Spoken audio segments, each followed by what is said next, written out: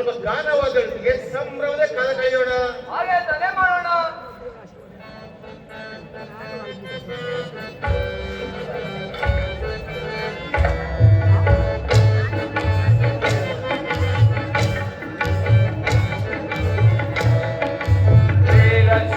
ಬಂಟರೋ ನಾವು ಬಂಟರೋ ನಾವು ಬೇರೆ ಬರುವ ಕೊಲ್ಲೆವೋ ನಾವು ಕೊಲ್ಲೆವೋ ನಾವು ತೋರಿ ನಾವು ಸಾಮರ್ಥ್ಯವ ಧರಣಿಯಲ್ಲಿ ಮೆರೆಯುವೆವು ತೋರಿ ನಾವು ಸಾಮರ್ಥ್ಯ ಧರಣಿಯಲ್ಲಿ ಮೆರೆಯುವೆವು ಚಿತ್ರಕಾಲ ಕೀರ್ತಿಯನ್ನು ಬಿಡುವಂತೆವು ಚಿತ್ರಕಾಲ ಕೀರ್ತಿಯನ್ನು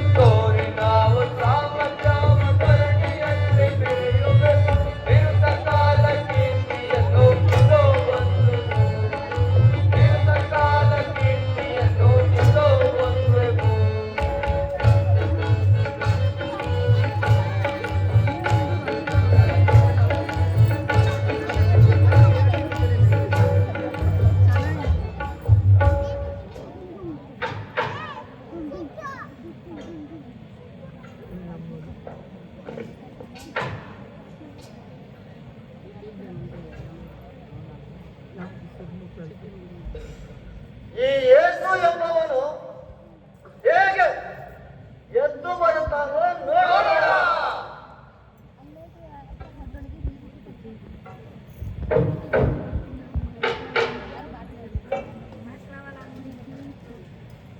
ಎದ್ದು ಬರುವುದೂ ಇಲ್ಲ, ಎದ್ದು ಹೋಗುವುದೂ ಇಲ್ಲ. ಯಾಕಂದ್ರೆ ನೀವು ಸುಮ್ಮನೆ ಬಾಯಿಗೆ ಬಂದಾಗೆ ಮಾತಾಡುತ್ತೀರಿ? ಸ್ವಲ್ಪ ಗಾನವಾದ್ಯಗಳೊಂದಿಗೆ ಸಂಭ್ರಮದಿಂದ ಕಾಲ ಕಳೆಯೋಣ.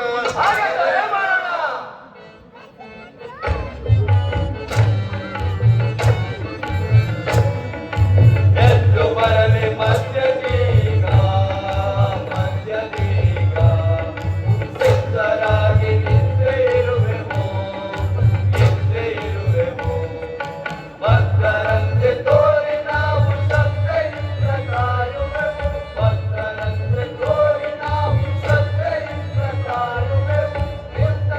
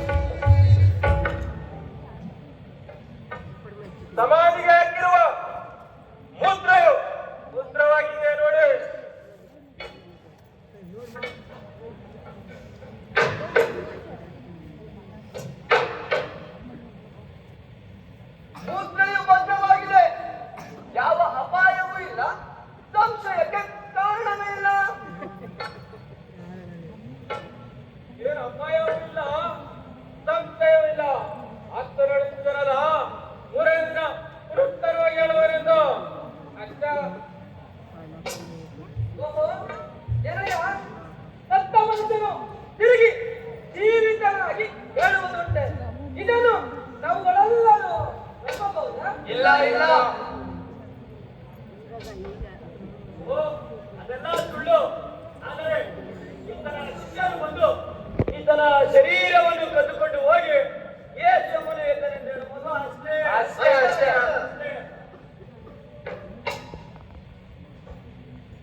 ಏನಯ್ಯ, ಆತನ ಶಿಷ್ಯರು ಬಂದು ಈತನ ಶರೀರವನ್ನು ಕದ್ದುಕೊಂಡು ಹೋಗಲು ಅಷ್ಟು ಧೈರ್ಯ, ಶಕ್ತಿ ಇದೆಯೇ? ಅವರು ಕದ್ದುಕೊಂಡು ಹೋಗಲು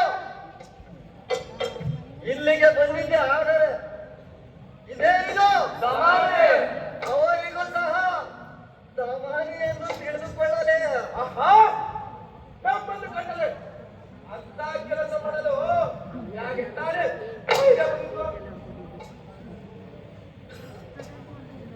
ಅವರು ಕದ್ದುಕೊಂಡು ಹೋಗುವುದೂ ಇಲ್ಲ, ಇವನು ಎದ್ದು ಬರುವುದೂ ಇಲ್ಲ.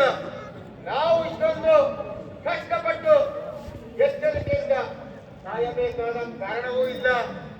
ಆದರೆ ನಮ್ಮ ಗುರು ಹಿರಿಯರು ಕೊಟ್ಟ ಕಟ್ಟಳೆಯನ್ನು ಅನುಸರಿಸಲೇಬೇಕು. ಇದು ಎಂತ ಕಟ್ಟಳೆ? ನಮ್ಮ ಶ್ರೇಷ್ಠರಿಗೆ ಹೇಳಿದಿರುವ ಈ ಮೂಢ ವೈದ್ಯ ಯಾವುದು ತಿಳಿಯದೆ ನಾವು ಇಷ್ಟು ಕಷ್ಟಪಟ್ಟು ಅನ್ನ, ಆಹಾರ, ನಿದ್ರೆ, ವಿಶ್ರಾಂತಿ ಇಲ್ಲದೆ ಕಾಯಬೇಕಾದ್ದು ಏನಿತ್ತು?